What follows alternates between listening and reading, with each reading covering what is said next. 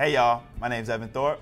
This is Stephen Ruiz, and today we'll be breaking down and predicting the NFC South. And we're starting off with the team that was so close. So close to beating Minnesota, the New Orleans Saints. Last year, they won 11 games, won the division.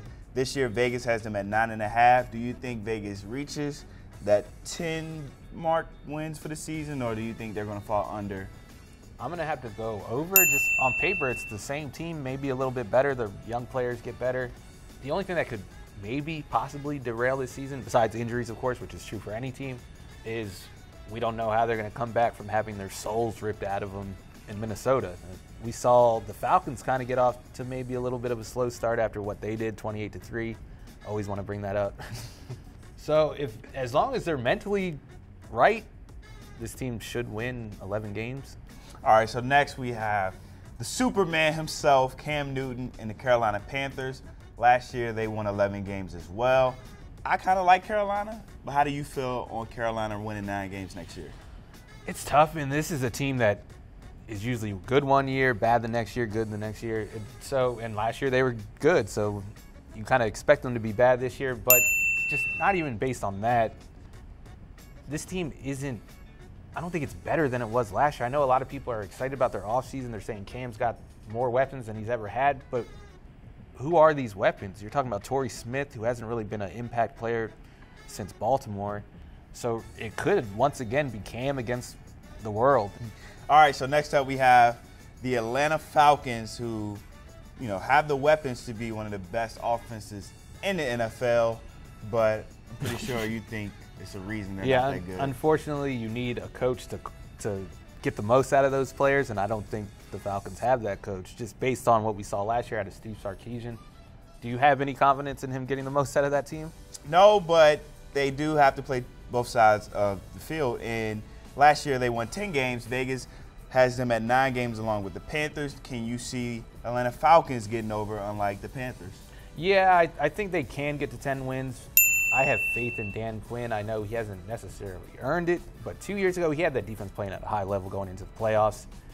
They didn't really carry that momentum into last year, but the pieces are there for good defense. They didn't really add anything in the offseason, so that's kind of a concern. As long as the offense can kind of be successful in spite of Steve Sarkisian's deficiencies as a play caller, yeah, they can get to 10 wins.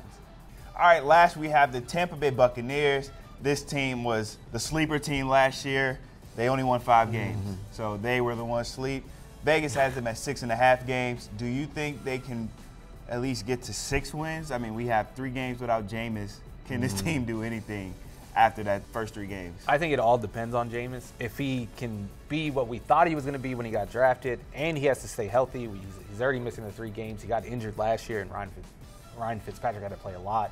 If Ryan Fitzpatrick has to play a lot, then they're not getting to 6 wins. All right, hot take right quick. Do you think they make a trade for a quarterback? No. I think they stick with Jameis for 1 more year, and then they'll go through that same cycle again. They'll draft a guy if they have to. You're not going to trade for a franchise quarterback. I don't know. Nick Foles is available. He's not a franchise quarterback, unfortunately. Okay, so let's get into some rapid-fire questions. Who had the best offseason in this conference? I'm going to go with the team I just picked to finish last, which kind of doesn't make sense, but they added a lot of pieces, and I don't think the other teams really tried to add pieces. They were playoff teams. They didn't really need to add, a lot of players. The Bucs had to add a lot of defensive help, and they did. They got, like I said, Vita Vea, JPP, Bo Allen, Vinny Curry. That's going to improve the pass rush, which has been an issue since they won the Super Bowl in 2002. It's always been an issue. All right, so like you said, 3 teams went to the playoffs. Which one of those had the worst offseason, if any? It was hard to pick between the Falcons and the Panthers. I'm going to go with the Falcons just because they didn't add as many names. They lost Dontari Poe. He went to the Panthers. That's an upgrade for the Panthers, who let Star Lotulelei walk. The Falcons didn't really add much, so I'm going to say them. Okay, all right. Who is on the hot seat? It's definitely Dirk Cutter. He's been there for 3 years now, and he was kind of high. They fired Lovie Smith and retained him. He was the offensive coordinator for the sole purpose of developing Jameis Winston. So if he doesn't show another sign of development, you got to move on. If he goes for maybe both of them. Okay, that's what I was going to ask. If he goes, does Jameis go? So obviously, yes. In your opinion, who is the rookie to watch in this division?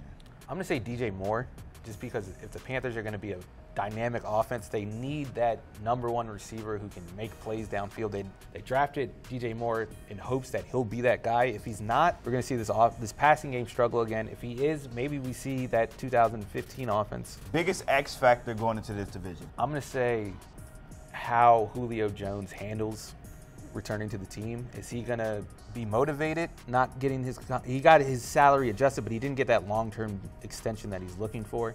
If he's not motivated, if he causes a little problems, I don't expect him to, but if he does, then maybe that tears down that Falcons offense. It's not as good as it has to be to make up for Steve Sarkisian. Last but not least, who wins the division and why? I'm going to go with the Saints just because on paper they're the best team. You can't predict injuries, and that's the only way this team isn't as good as it was last year. The Saints are going to win the division again.